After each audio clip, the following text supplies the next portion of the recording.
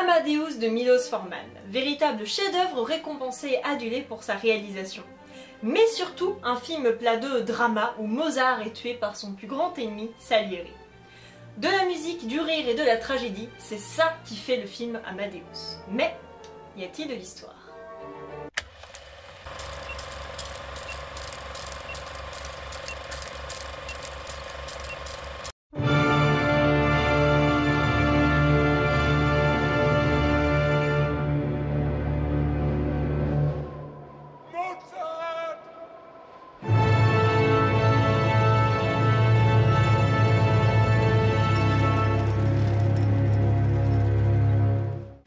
D'habitude, résumons. Tout commence avec Salieri dans son asile après sa tentative de suicide qui raconte comment il aurait tué Mozart, l'un des plus grands compositeurs de l'histoire. Alors que Salieri est le compositeur de l'empereur d'Autriche Joseph II, Mozart débarque avec son talent absolument divin selon lui, alors qu'il est son exact opposé. Honnête, rieur, enfantin, naïf, voire presque obscène. C'en est trop pour Antonio Salieri qui décide de nuire à son succès qu'il pense venir de Dieu. Bien évidemment, pour mieux comprendre cette vidéo, je vous conseille d'aller le voir malgré sa longueur car il y a énormément d'éléments où je vais y faire référence. Allez-y, j'attends. Mozart, un homme aussi naïf et excentrique ? On ne peut pas nier que dans le film, Mozart est excentrique au possible avec ce fameux rire qui le caractérise et qui peut être vite énervant à la longue, je l'admets. Le gars est doué certes, mais il arrive quand même en retard à ses concerts, court après sa fiancée dans les couloirs, est impertinent auprès de l'empereur et est naïf comme un gamin, surtout lorsqu'il s'agit des mensonges de Salieri. Le film met bien en avant ses capacités musicales absolument extraordinaires, que ce soit son oreille absolue, sa mémoire auditive, ou bien encore sa faculté à manier son style classique à la perfection, ce qui est décrit notamment par Salieri. Et pour ce qui est de sa personnalité, on n'en est pas loin, puisque selon sa sœur Nannerl, il serait demeuré enfant, et ce qui aurait même été condamné par la cour de Basse-Autriche à Vienne le 12 novembre 1791. Mais est-ce que ce caractère enfantin a été aussi poussé que dans le film? Et si son insolence et ses élucubrations, oui, j'ai dit élucubration en 2018, avaient été réelles, est-ce que l'empereur Joseph l'aurait-il vraiment accepté à la cour? Et même, aurait-il eu vraiment une carrière? Reprenons l'exemple où Mozart arrive en retard à son concert. Donc c'est le concert donné par l'archevêque Correio qui est son premier mécène. Eh bien j'en ai pas trouvé de preuve historique de ce retard. En fait la rupture entre l'archevêque Correio et Mozart c'est plutôt faite parce qu'ils n'étaient pas du tout sur la même longueur d'onde. Donc l'archevêque Correio, il a été demandé par le père de Mozart et lui a donné des contraintes précises pour ses musiques. Évidemment Mozart n'aimait pas du tout ça, en plus il était très imbu lui-même et très orgueilleux, il savait qu'il était un très bon compositeur, bon ça va de soi. Et en plus, il aimait pas la vie de cour et il préférait une carrière indépendante. Bien évidemment, ça a fini par ne plus aller, et l'archevêque en a eu marre, donc il l'a congédié publiquement en 1781. Et puis ce retard, il se justifie surtout au niveau de la réalisation. Grâce à ce retard, Salieri est d'autant plus surpris de la personnalité de ce fameux compositeur dont tout le monde lui a parlé. Sinon, Mozart, à part être un grand enfant qui se fout de la gueule de tout le monde et est très doué en musique, c'était aussi un grand intellectuel, cultivé et touche à tout musicalement, beaucoup admiratif des compositeurs autour de lui, ce qui n'est pas vraiment mis en avant par le film. Salieri, mec égocentrique, très croyant et haïssant Mozart. Alors, Salieri. Gros morceau celui-là. Dans le film, Salieri explique que ce serait Dieu qui lui aurait permis de faire de la musique, puisqu'il est donc très croyant, en tout cas dans le film. Et donc, quand il voit débarquer Mozart avec son talent absolument incroyable, on lui a donné comme ça sur un plateau, évidemment, Salieri est un petit peu en colère et pense que Dieu se fout de sa gueule et ne lui permet donc plus de faire de la musique comme avant. Et il passe donc tout le long du film à haïr, à mentir et à manipuler Mozart, alors qu'il rage sur ses compositions. On va donc mettre les choses au clair, Salieri et Mozart ne se haïssaient pas. Ils n'étaient pas ennemis, juste concurrents. Concurrents dans le sens où Salieri était bien évidemment jaloux de Mozart, ça peut se comprendre. Et puis Mozart était plutôt aussi jaloux de Salieri, de sa situation, puisqu'il était le compositeur à la cour. Donc finalement, on avait cette concurrence, mais aussi ce respect mutuel. Salieri admirait Mozart, Mozart admirait Salieri. Alors que dans le film, on est plutôt dans un seul sens. Mozart est plutôt admiratif de Salieri, il le respecte plutôt. Et puis Salieri le hait, voilà. Ça va pas plus loin que ça. Salieri a même eu comme élève Franz Xaver, le fils de Mozart, hein, et il a même composé avec ce dernier, donc ça va, hein, la haine n'était pas trop palpable.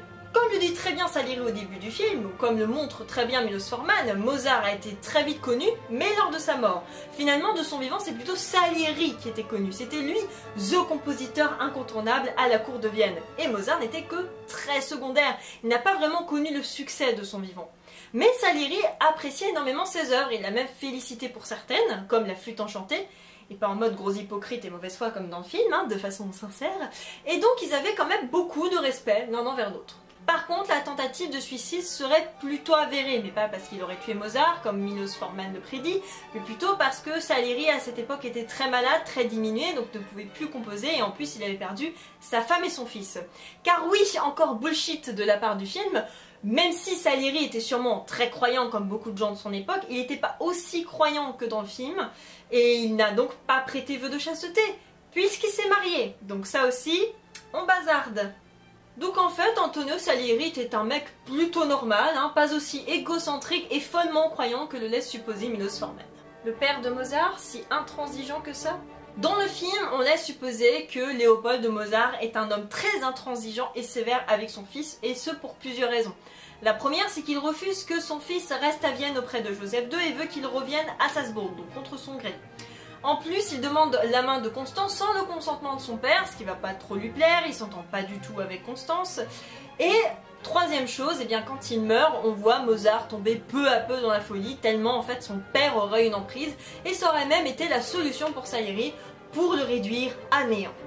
Léopold de Mozart est bien évidemment la figure à retenir de la vie de son fils, puisque c'est bien évidemment lui qui l'a mis sur le devant de la scène. Lorsque Wolfgang naît à Salzbourg, il n'est que le dernier de 7 enfants, notamment le petit frère de Marie-Anna, ou Nannerl, qui est elle aussi une enfant très talentueuse, voire prodige comme son frère. À 3 ans, Mozart révèle son talent et son père va emmener Mozart et sa sœur Nannerl dans toute l'Europe pour jouer auprès de toutes les cours. Et c'est l'occasion de préciser que Nannerl était presque aussi talenteuse que son frère, voire aussi talentueuse, mais comme c'était une femme, elle n'a pas pu devenir compositrice. Voilà, c'est dit. Comme on le voit dans le film, Léopold essaie de faire reprendre Mozart auprès de l'archevêque puisque c'est effectivement lui qui a contrôlé la carrière de son fils dans un premier temps. Léopold avait donc une autorité sur Mozart, mais c'est aussi parce que c'était l'époque. Hein. Quand on voit la scène du film, la fameuse où l'empereur dit à Mozart « Oh bah oui, quelle jolie femme, tiens, épouse-la, t'as 26 ans, c'est bon ». Non, ça ne se passait pas vraiment comme ça à l'époque, hein. C'est-à-dire que un fils était tributaire de ses parents toute sa vie, donc l'autorisation du père était absolument primordiale et incontournable. En tout cas, là où le film a raison, c'est que Mozart n'a effectivement pas demandé l'avis de son père pour épouser Constance en 1782 et effectivement son père n'était pas vraiment d'accord pour qu'il l'épouse. Mozart va mener sa carrière indépendante, il va rester à Vienne et son père à Salzbourg. Et son père sera toujours contre la carrière indépendante de son fils. Mais ça reste plutôt normal hein, pour un compositeur de cette époque de pas vouloir que son fils mène une carrière indépendante malgré son très grand talent. C'est très instable et d'ailleurs on le voit dans l'histoire hein, que le père a un petit peu peur que Mozart n'ait pas assez d'argent. Donc un père sévère, oui, mais un père de son époque surtout. Le travail de Mozart si peu accepté à la cour ? Alors que son talent est indéniable, eh bien, les œuvres de Mozart sont sans arrêt critiquées, bafouées, rebricolées, alors que l'empereur est plutôt pour ses compositions, mais c'est surtout parce que, bien évidemment, Salieri est derrière tout ça et en profite largement, notamment grâce à 2 personnages, le comte Francesco Orsini van Rosenberg et le compositeur italien Giuseppe Bonno. Le seul personnage qui soutient Mozart, eh bien, c'est le baron van Swieten. La carrière de Mozart à Vienne commence avec l'opéra L'Enlèvement au sérail. Sauf que Mozart a énormément de mal à convaincre l'empereur et les autres de jouer cet opéra, et ce pour 2 raisons. La première, c'est que Mozart tient à ce qu'elle soit en allemand, alors que l'italien est plutôt prôné à cette époque. Et deuxième raison, parce que le sérail c'est un harem, ce qui est quand même assez choquant pour l'époque. Et finalement, l'empereur accepte que Mozart joue cet opéra, aux grandes dames des autres personnages qui vont commencer à se liguer contre le compositeur. Dans la réalité historique, soit en 1782, eh bien l'enlèvement au sérail c'est une commande de l'empereur lui-même, puisqu'en fait Joseph II désirait d'un opéra allemand. La première sera donc un succès, et comme dans le film, eh bien Joseph II aurait dit qu'il y avait trop de notes. Bon, Il faut déjà savoir s'il l'a dit au sens péjoratif ou non, hein, puisque ce serait tout simplement parce que Joseph II aurait été très surpris de la nouveauté qu'apportait Mozart dans la complexité de ses morceaux. Et le film oublie un personnage extrêmement important, c'est Lorenzo da Ponte. C'est un poète aristocrate qui va beaucoup aider Mozart, notamment à convaincre l'empereur de jouer le mariage de Figaro, inspiré donc de la pièce de théâtre de Beaumarchais.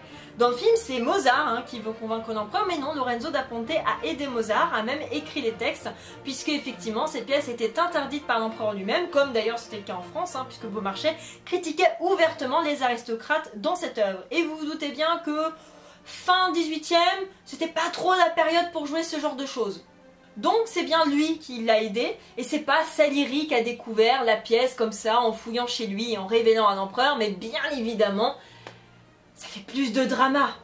En 1787, eh bien Joseph II est content du travail de Mozart et le nomme donc compositeur de chambre de la cour, ce qui lui donne bon quand même un titre assez sympatoche et donc un salaire plutôt confortable, il faut le dire. Bien évidemment, Joseph aura quand même une préférence pour ses compositeurs italiens, notamment Salieri, donc c'est pour ça que Mozart tiendra de toute façon un rôle secondaire, mais il restera représentatif de cette volonté de Joseph d'intégrer de la musique allemande dans ses œuvres impériales. Mais alors, qu'en est-il des autres personnages ? Eh bien c'est une bonne question puisque je n'ai absolument rien trouvé mes amis, que je ne parle ni italien ni allemand, donc Wikipédia et Google Traduction ont été mes fidèles compagnons lors de mes recherches. J'ai donc trouvé que le comte Francesco Orsini von Rosenberg, le méchant à lunettes, eh bien était l'intendant au théâtre, donc très important effectivement dans le domaine musical à la cour de Vienne. Et il aurait effectivement mis quelques bâtons dans les roues de Wolfgang, mais c'était pas exceptionnel pour l'époque et surtout pas comme un personnage comme lui qui était très carré, très classique dans son idée et qui ne devait sûrement pas apprécier ni l'audace ni l'insolence de Mozart. Pour ce qui était de Giuseppe Bonno, c'était un compositeur italien et également Kapellmeister, ou maître de la chapelle, un titre qu'avait également Salieri. Maître de la chapelle, c'est le truc qu'il faut avoir quand t'es compositeur à Vienne à cette époque, t'es vraiment le compositeur de la cour quoi. Donc Mozart a effectivement en plus voulu avoir ce titre, mais il l'a pas obtenu parce qu'il est mort avant. Après que Giuseppe Bonno ait été contre Mozart, peut-être, puisqu'il était italien, Mozart plutôt pro-allemand, donc il ne devait pas y avoir la même vision des choses, mais de là à dire que lui aussi a mis des bâtons dans les roues, je n'ai rien trouvé. Le seul que Forman a bien représenté selon la réalité historique, c'est le baron Van Swieten, le monsieur avec la grande perruque. C'était un aristocrate féru de musique qui a énormément aidé les compositeurs de son époque, tels que Beethoven et bien évidemment Mozart, à qui il a fait découvrir Handel et Bach. Il a même essayé de lui obtenir un très bel enterrement et a aidé Constance à élever ses 2 enfants après la mort de son mari. Ah bah tiens, ça tombe bien qu'on en parle, puisqu'on arrive à la question fatidique. Salieri a-t-il tué Mozart? Bah non. Désolé. Évidemment, après tout le speech que je vous ai fait par rapport à Salieri, vous vous doutez bien qu'il ne pouvait pas être le meurtrier de Mozart à la fin de cette vidéo. Pourtant, c'est la clé du film, puisque pendant toute l'intrigue, Salieri parle de ce fameux assassinat et comment il a perpétré, notamment depuis la mort du père de Mozart. Avec ça, il a réussi à trouver son point faible, à lui commander le Requiem de façon anonyme avec ce fameux costume, etc. Et en fait, il prévoyait de tuer Mozart, de récupérer la composition et de le jouer au propre enterrement de Mozart et dire que c'était lui qui l'avait écrit pour devenir le grand Salieri et puis se venger un petit peu de Wolfgang en passant. Puis finalement, Mozart lui a facilité la tâche puisqu'il est mort un peu tout seul comme un grand. Par contre, il n'a pas fini le Requiem malgré les efforts de Salieri.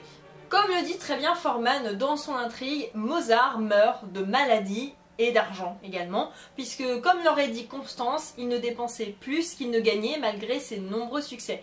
Et puis il faut savoir qu'à l'époque, vous étiez payé à la livraison de la composition, et puis les droits d'auteur n'existaient pas, donc après c'était représenté et puis bye bye les sous. Et chose que ne dit pas le film, puisque c'est pas dans le propos, Joseph II meurt et c'est son fils Léopold II qui lui succède en 1791. Et à partir de là, rien n'ira plus pour Mozart, puisque Léopold II, lui il préférait les Italiens et en plus il n'aimait pas les francs-maçons. Car oui, en passant, si vous ne saviez pas, Mozart était franc-maçon et la flûte enchantée aurait un discours maçonnique. Voilà, ça c'est dit. En juillet 1791, une personne commande anonymement ce fameux Requiem à Mozart en envoyant son serviteur. Eh bien, aujourd'hui, on a un nom, hein, c'est Franz Waldseck, un homme qui venait de perdre sa femme en février, qui a eu donc l'idée de commander ce requiem à Mozart de façon anonyme, et comme ça, il pouvait récupérer la composition et se l'attribuer pour la jouer en concert privé. En même temps que la composition du requiem qui a été très dure pour Mozart, il devait également composer d'autres morceaux, comme un opéra pour Léopold II. À cette surcharge de travail, plus les problèmes financiers, plus sûrement des problèmes de santé, Mozart meurt le 5 décembre 1791 dans son lit à Vienne, et son requiem sera achevé par 3 de ses élèves à la demande de Constance. Les historiens s'accordent à peu près tous pour dire que Mozart est bien mort d'une maladie, après savoir laquelle. Là est la question. En tout cas, la dernière hypothèse en date, ce serait un empoisonnement au mercure, pas parce que Salieri ou les francs-maçons l'auraient tué, hein, mais parce qu'à l'époque, les médecins donnaient une liqueur pour guérir, hein, mais qui contenait du mercure, puisqu'à l'époque, on ne savait pas que c'était hautement toxique. Et c'est ça, eh bien, qui aurait tué Mozart. Bien évidemment, ça reste une hypothèse, puisque le corps de Mozart, on ne sait pas où il est. Vous allez me dire, c'est normal, il a atterri dans une fosse commune. Eh ben non, que nenni! La fosse commune n'existait plus à l'époque de la mort de Mozart. Petite erreur historique de la part de Forman, il n'était pas passé loin, puisqu'en fait Joseph II avait effectivement mis en place la fosse commune. Mais les gens ont râlé, et à la mort de Mozart, eh bien, ça avait été interdit. Donc il a été sûrement enterré dans un cercueil avec 5 autres personnes. Pour ce qui est de la messe, eh bien c'était une messe sans musique, donc bye bye le requiem, une messe qui était en fait plutôt ordinaire pour des bourgeois modestes comme lui. Et en plus, devinez quoi? Salieri était à son enterrement, non pas pour être dégoûté parce que son requiem n'est pas terminé, mais parce qu'il avait beaucoup de respect et d'amitié pour Mozart. Donc, absolument rien d'extraordinaire à sa mort.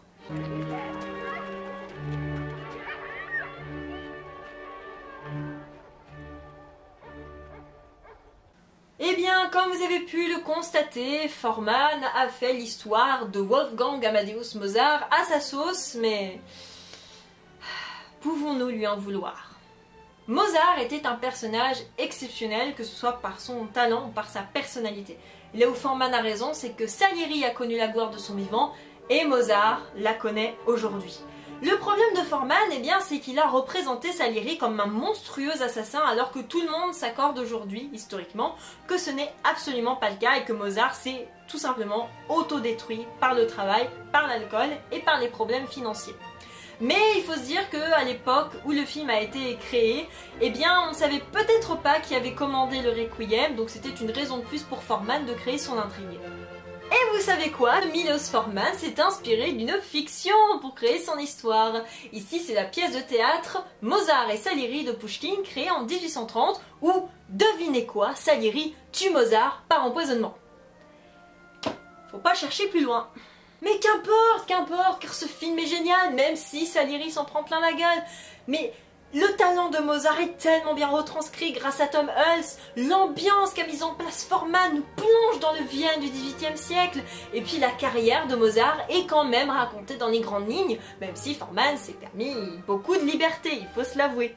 Mais bon, quand même, c'est quand même plus attrayant d'avoir l'un des plus grands compositeurs de l'histoire qui n'a pas été reconnu de son vivant, tué par son plus grand ennemi parce qu'il était jaloux de son talent, qu'une fièvre ou une insuffisance rénale. Bah oui, on est d'accord. Donc, regardez Amadeus pour son ambiance, pour ses acteurs et pour sa réalisation, car franchement, il mérite son titre de chef-d'œuvre. Voilà, donc j'espère que cette vidéo vous aura plu, surtout sur ce film que j'aime énormément. Et puis bon, dans ce nouveau décor, faut quand même le signaler, avec les pop, tout ça c'est génial, un nouvel ordinateur, on est content, c'est génial, c'est super. Si la vidéo vous a plu, vous savez quoi faire? Un petit pouce bleu, un petit commentaire, un petit partage, ça fait toujours plaisir, ça aide la chaîne. Et puis bien évidemment, si vous ne l'avez pas encore fait, abonnez-vous et cliquez sur la cloche, c'est très important pour voir toutes les vidéos quand elles sortent, parce que YouTube, on sait jamais, vous voyez. Et puis vous pouvez regarder mes anciennes vidéos, que ce soit la dernière, le hors-série sur les femmes à la Révolution, très spécial pour les 50 de la chaîne, et le dernier, ou le premier, fiction d'histoire, sur Braveheart de Mel Gibson. Et moi, je vous retrouve en septembre pour vous soutenir lors de cette rentrée géniale. Allez, ciao!